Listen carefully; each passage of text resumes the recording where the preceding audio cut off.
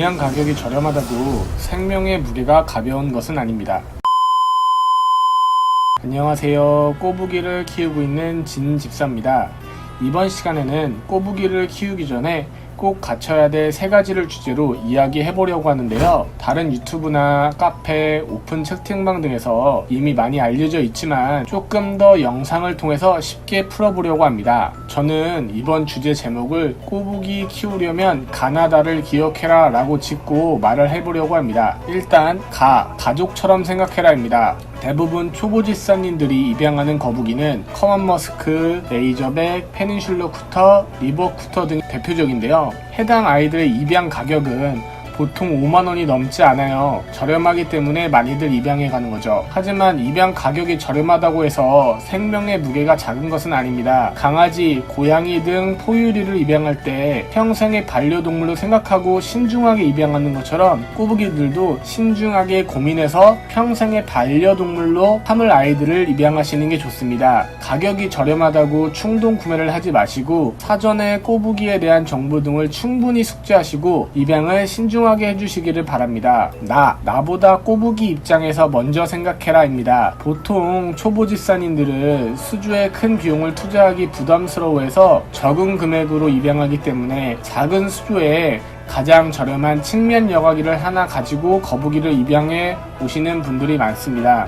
하지만 제가 생각할 때는 최소 이자 광폭 이상의 수조와 5리터 이상의 생물학적 여과가 가능한 여과기, UVB 램프, 스팟, 히터, 온도계는 희칠행 때부터 구비해야 된다고 생각해요. 보통 5만원 정도의 꼬부기를 입양하면 그의 4배가 넘는 금액이 투자되기 때문에 부담스러울 수도 있지만 생명을 키운다는 것은 결코 작은 일이 아닙니다. 꼬부기 입장에서 생각해서 어떻게 하면 더 행복할까를 먼저 생각하시고 다소 부담이 되더라도 처음부터 좋은 환경을 구축하는 게 저는 맞다고 생각합니다. 다 갖춰라입니다. 나랑 연관되는 내용인데요. 생명을 키우면서 부족한 부분을 나중에 채워준다는 것은 제가 봤을 때는 말이 안 됩니다. 꼬부기를 입양할 때 사람을 입양했다고 생각해보면 조금 쉬워요. 예를 들어서 화장실이 없는 집에 가둬놓고 지금은 돈이 없으니까 나중에 좀 더 크면 해줄게, 이렇게 하면 그 사람이 건강하게 클 수 없겠죠. 또 엄청 더운 날씨에 지붕도 없이 햇빛이 바로 노출되는 집에 살라고 하면서 그러면 건강하게 살 수 있을까요? 힘들겠죠. 준비해야 할 물품을 차차 갖춘다는 게 아니라 애초에 입양할 때 다 갖춰야 아이들을 건강하게 키울 수 있습니다. 이런 반론도 있을 수 있을 거예요. 우리 집 거북이는 그냥 측면 여과기 하나 달아두고 아무것도 안 해도 잘 커, 이렇게 이야기하시는 분들도 있는데 잘 큰다는 걸 본인 입장에서 생각하지 마세요. 거북이도 생명이고 입양한 집사는 반려동물을 최대한 행복하고 쾌적하게 살게 해야 할 의무가 있습니다. 갖춰야 될 물품은 개체마다 조금씩 다르겠지만 쿠터류를 제외하곤 한 마리 기준으로 첫 번째, 이자 광폭 이상의 수조, 두 번째, 5리터 이상이 들어가는 생물학적 여과기가 가능한 여과기, 세 번째, UVB, 네 번째, 스팟, 다섯 번째, 히터기, 여섯 번째, 온도계, 일곱 번째, 육지, 이 정도가 있습니다. 생각보다 많죠. 이렇게 많은 물품을 다 준비하실 수 있을 때 거북이를 입양하시기를 바랍니다.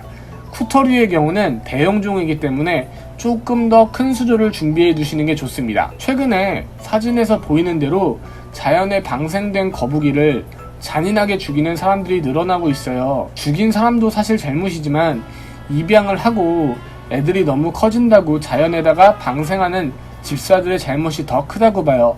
만약에 키우다가 애들이 너무 크다, 아니면 내가 키울 여건이 안 된다 싶으면 다양한 카페나 오픈 채팅방을 이용해서 무료 분양하는 방법도 있고요. 유명한 파충류 샵에 문의해서 애들을 좀 키워줄 수 있냐, 지금 능력이 안 돼서 그렇다, 이렇게 이야기를 하고 데려다 주는 방법도 있습니다. 사람이 키우던 아이들이 자연에서 잘 살 거라는 보장이 없기 때문에 강가나 개천 등에 방생하는 행위는 그냥 쓰레기를 버리는 것처럼 생명을 버리는 거라고 생각하시면 돼요.